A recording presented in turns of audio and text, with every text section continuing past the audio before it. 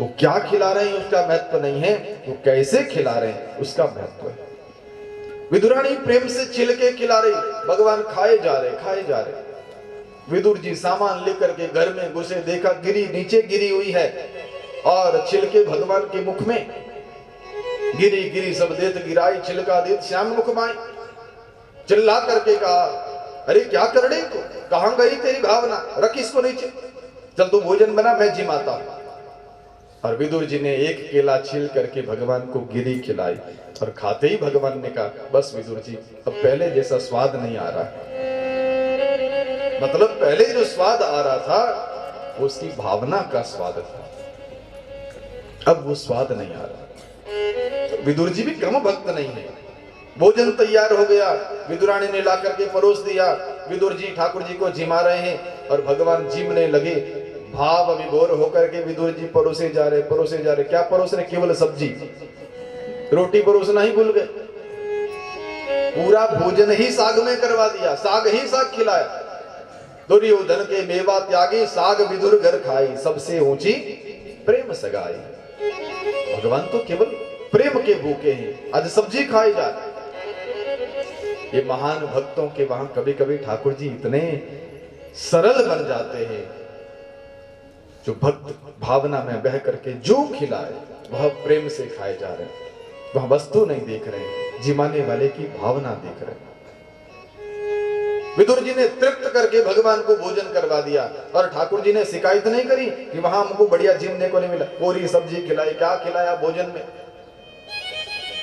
भाई जहां प्रीति भोज होता है, स्वरुचि भोज होता है, निमंत्रण देते हैं ना, तो वहां अब अलग अलग श्रेणी के लोग आते हैं, तो वो फिर कमियां भी निकालते हैं कि आज तो नमक कम था, कि आज तो जरा मसाले ज्यादा पड़ गए थे, कि सीजी नहीं थी सब्जी बराबर, आज ये कमी रह गई, आज वो कमी रह गई। लेकिन वास्तव में जहां स्नेह पूर्वक जिमने जाते हैं उनको यह नहीं लगता है कि इसमें विशेषता क्या है, कमियां क्या है, उनको केवल जिमाने वाले की भावना दिखती है। आपको कोई भोजन करने के लिए बुलावे और हाथ में डंडा लेकर के खीर खिला, खाओ, बाप जमारे में कभी नहीं खाई, आज खाओ, पहली बार खिलाई तुम्हारे माँ बाप ने कभी ऐसी, और डंडा दिखा दिखा के खिलावे, उस खीर में स्वाद आएगा? लेकिन कोई खट्टी छाछ पिलावे, लेकिन इतना प्रेम है, हमारे पास आज कोई तुम्हारी मनवार करने का सामान नहीं है, जो है हाजिर है, इसका भोग लगा लो एक बार। उस छाछ में भी स्वाद आएगा और उस खीर में भी स्वाद नहीं आएगा। यद्यपि स्वाद की दृष्टि से देखा जाए तो खीर बहुत स्वादिष्ट है, छाछ कम स्वादिष्ट है, पर अगर भाव बढ़ जाए तो कम स्वाद वाली वस्तु भी श्रेष्ठ भाव वाली बन जाती है। विदुर जी महाराज की इस लीला का महात्माओं ने बहुत तरह से भाव चित्रण करते हुए सुंदर सुंदर पदों की रचना करी। विदुर महाराज के यहाँ ठाकुर जी आए हैं, तो आज हरि आए विदुर घर पावना, एक बहुत प्यारा सा भजन, कुछ पंक्तियां भाव से श्रवण करके फिर आगे की कथा का दर्शन करें। विदुर नहीं घर में थी विदुरानी, आवत देखा देखा सारंग प्राणी, आवत देखा देखा सारंग प्राणी। विदुर नहीं घर में थी विदुरानी, आवत देखा सारंग प्राणी। भूली अंग समावेद चिंता, भूली अंग समावेद चिंता,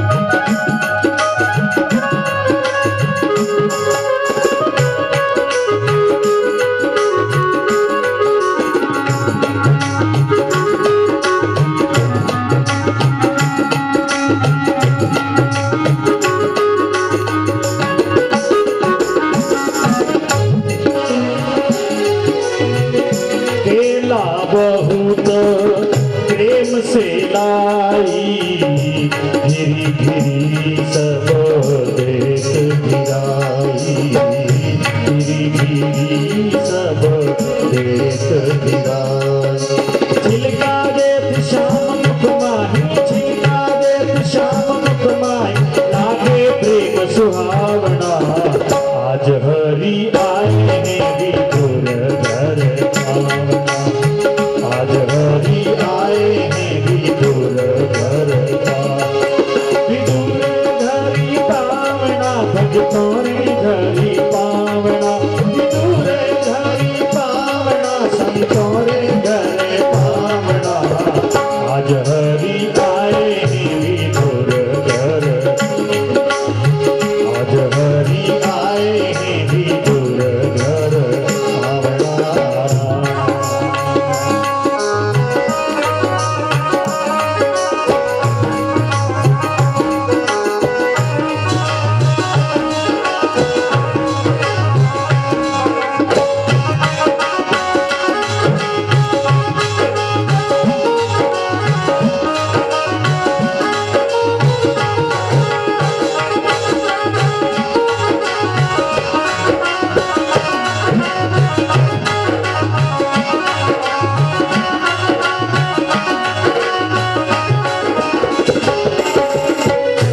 बाहर से तो विदुर घर आए, मारे छोटे छोटे वचन सुनाए, मारे छोटे छोटे वचन सुनाए।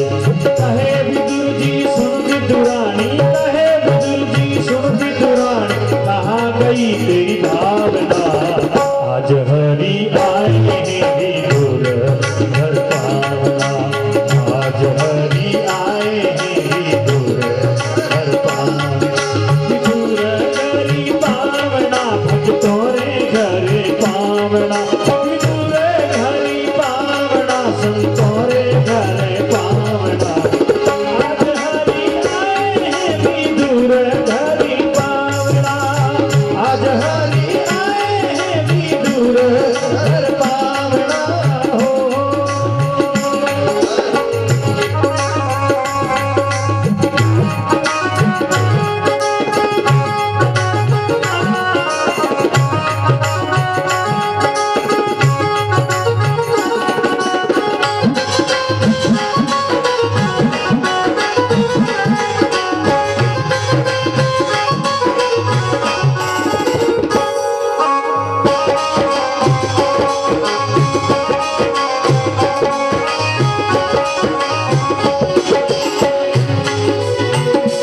एला विदुर लिया कर माही, हृदय तो गिर धर मुख माही, हृदय तो गिर धर मुख माही।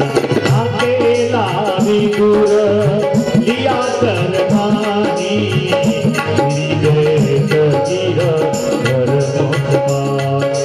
कहे कृष्ण जी सुनो विदुर जी, कहे कृष्ण जी सुनो विदुर जी, वो स्वाद नहीं आवना, आज हरि आए हैं विदुर घरि पावना, आज हरि आए हैं विदुर घरि पावना, विदुर घरि पावना, भगतों रे घर पावना, विदुर घरि पावना, संतों रे घर पावना, आज हरि आए हैं विदुर घरि पावना, आज हरि आए हैं विदुर घरि पावना, आज हरि आए हैं विदुर घरि पावना।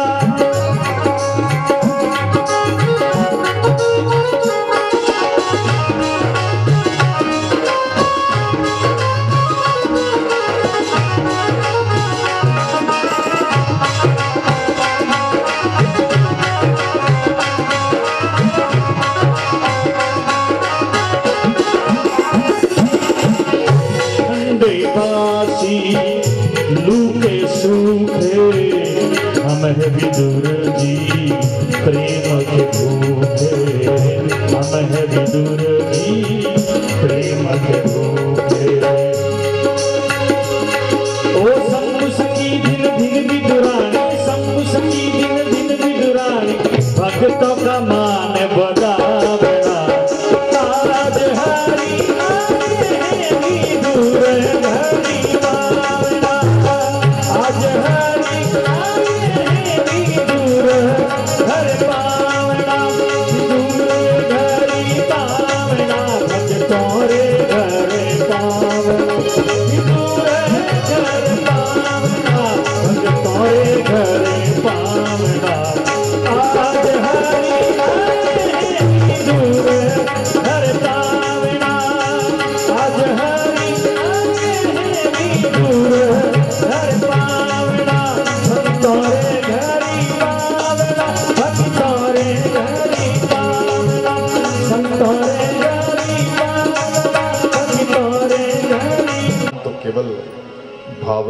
भूखे हैं। विदुर जी महाराज के चरित्र से ये बात समझ में आती है।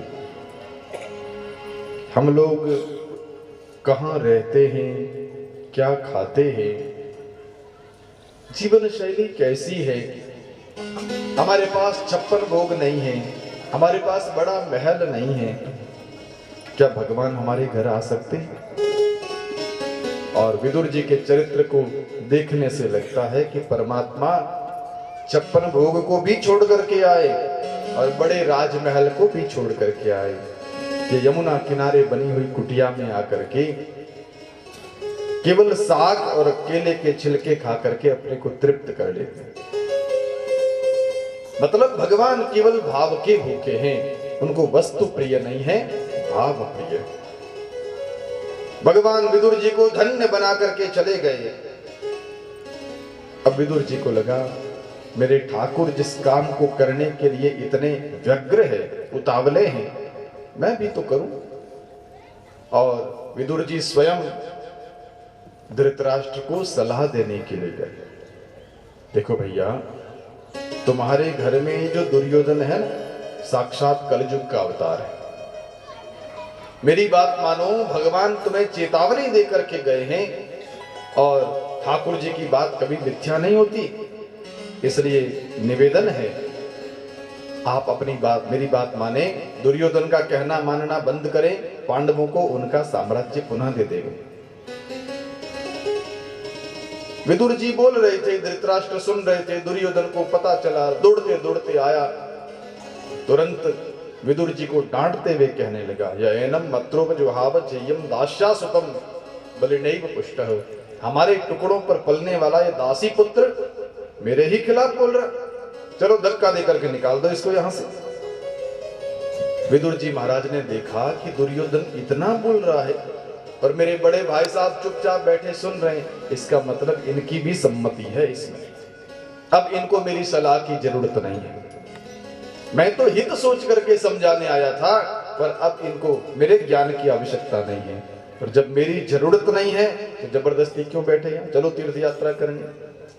विदुर जी महाराज अपना धनुष वहां कौरवों के दरवाजे पर रख करके स्वयं धनुर्द्वारे निधाय मायाम निकल गए वहां से। पर विदुर जी नहीं निकले।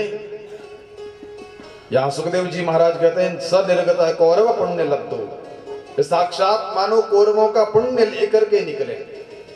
अब तो कौरव सारे के सारे बिना पुण्य के बच गए।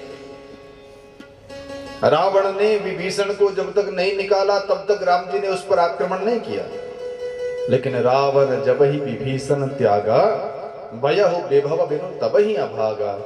विभीषण को त्यागते ही रावण का सारा सौभाग्य खत्म हो गया। बस ऐसे विदुर जी को त्यागते ही कौरवों का सौभाग्य खत्म हो गया। पर विदुर जी तो ऐसे सच्चे तीर्थ यात्री निकले। यात्रा करने तो हम लोग भी जाते हैं, आपने भी कई बार यात्रा करी होगी। शरीर तीर्थों में घूमता है, मन घर में डोलता, ऐसी वाली यात्रा होती। और आजकल तो सुविधा और बढ़ गई। गंगा जी में स्नान करने से पहले भी, हेलो मैं गंगा में डुबकी लगाने के लिए उतर रहा हूं, उतर जा भैया। अब कहने की कहां जरूरत है, सामने गंगा माँ है, उसको बोल माँ मैं डुबकी लगा लूं क्या, घर में फोन करके क्या बोलना। पर रहा नहीं जाता, इतने घर से जुड़ करके रहते हैं कि वहां रहते हुए भी पल पल में मोबाइल पर घर के समाचार। कई बार देखते हैं कई लोग वानप्रस्थी बन करके तीर्थों में वास करते हैं, लेकिन दिन में 10 बार वीडियो कॉल के माध्यम से छोटे छोटे पोते पर पोतों को देखते हैं, बेटों को देखते हैं, बेटा खाना खाया कि नहीं, ऑफिस से आ गया कि नहीं, काम किया कि नहीं, वह हुआ कि नहीं हुआ। अरे भैया फिर तो घर में ही बैठ जाओ, अच्छा वहां बैठ करके इतना घर का चिंतन, उससे अच्छा घर में बैठ के तीर्थ का चिंतन करो। वहां रह करके थोड़े से तो घर से दूर रहे, थोड़ा तो घर से डिस्कनेक्ट हो गए। ये हमारा जो संबंध इतना जुड़ा हुआ है, तीर्थ में जाने से थोड़ा तो कम होना चाहिए। यहां विदुर जी महाराज तीर्थ यात्रा पर गए, इतने सच्चे तीर्थ यात्री कि 36 सालों तक इन्होंने घर की तरफ देखा भी नहीं, किसी से पूछा भी नहीं कि हस्तिनापुर में क्या हो रहा, जानकारी भी नहीं ली।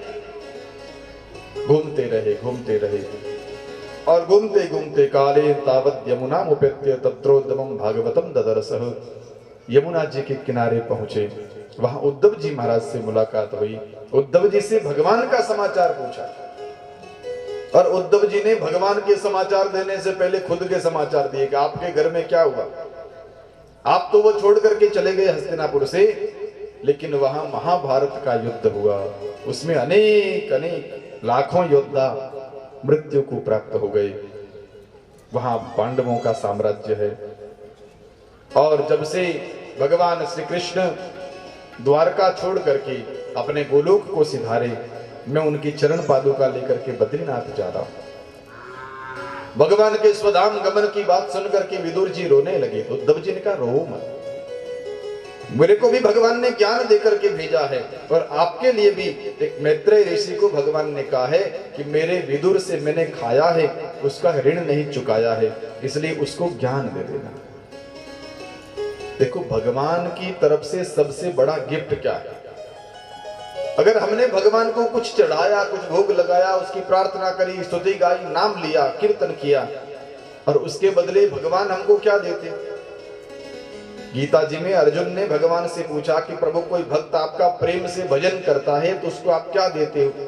सुंदरता देते हो कि संपत्ति देते हो कि सम्मान देते हो कि संतान देते हो, क्या देते हो? तो भगवान कहते हैं, तेसाम सतत युक्तानाम भजताम प्रीति पूर्वकम ददामि बुद्धि योगम तम येन माम उपयाति ते। हे अर्जुन, जो निरंतर प्रेम से मेरा भजन करता है उसको मैं बुद्धि योग देता हूं। बुद्धि योग माने भगवान अपना ज्ञान देते हैं उस जीव को, पर जब उसको ज्ञान हो जाता है तो सारे संसार की समस्याएं एक क्षण में समाप्त हो जाती है, क्योंकि भगवान का ज्ञान होते ही सारे दुख समाप्त। जब तक ज्ञान नहीं है सारे दुख अज्ञान के ही तो है। आप सूरज के प्रकाश में चल रहे हो, रास्ते में कोई ठोकर लगेगी आपको? देखते हुए चल रहे, आंख खुली है, रास्ते में जो भी पत्थर है कि खड्डा है कि कंकर है, आप देख के चलेंगे तो ठोकर कैसे लगेगी?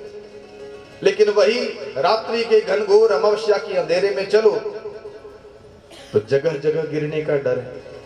आंख वाला आदमी भी हाथ में लकड़ी लेके चलता है रात में कि कहीं ठोकर लग करके गिर ना जाए। तो भगवान अपना ज्ञान दे देते हैं तो फिर संसार में पतन की संभावनाएं समाप्त हो जाती है। पर भगवान उस जीव पर कृपा करके ज्ञान ही देते हैं जो भगवान का भजन करता है। विदुर जी महाराज के लिए मैत्रेयी मुनि को भगवान ने आदेश दिया कि मैंने विदुर के घर भोजन किया, मैंने अभी तक उसको कुछ दिया नहीं बदले में। हे मुनिवर, आपको मेरा विदुर मिल जाए तो आप उसको मेरा ज्ञान दे देना, तत्व से ज्ञान करवा देना। उद्धव जी से भगवान ने पूछा, विदुर जी ने पूछा कि महाराज मुझे मैत्रेयी मुनि कहाँ मिलेंगे? कहा हरिद्वार में। यहां से उद्धव जी महाराज बद्रीनाथ पधारे, विदुर जी महाराज हरिद्वार पधारे। मैत्रेय ऋषि से मुलाकात हुई, पूछा कि महाराज भगवान ने आपको क्या ज्ञान सुनाने के लिए कहा, मुझे सुनाओ।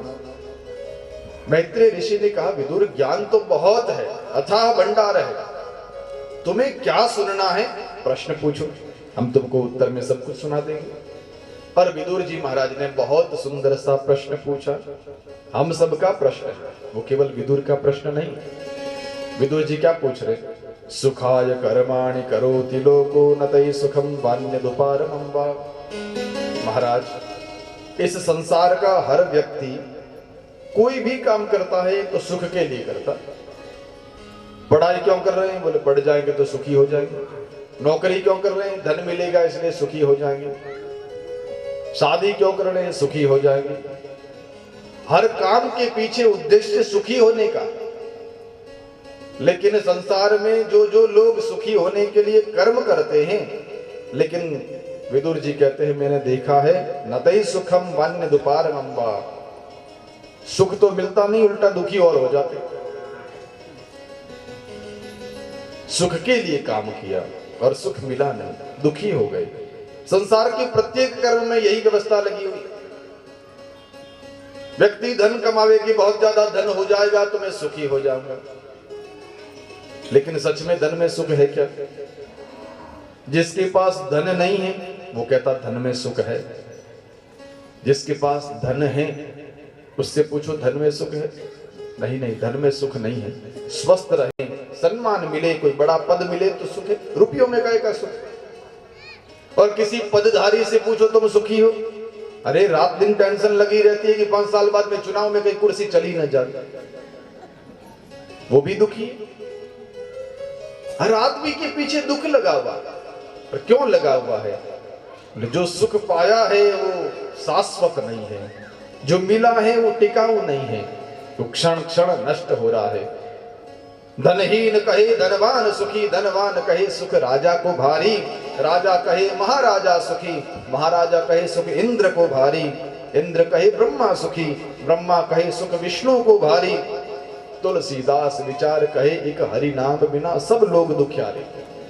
सारा संसार दुखी है बिना भगवान की भक्ति के। इसका मतलब सुख किसमें है? भगवान की भक्ति में है। लक्ष्मण जी ने पूछा महाराज भक्ति क्या चीज है? और राम जी कहते हैं सुख की जड़, सारे सुख वहीं से निकलते हैं।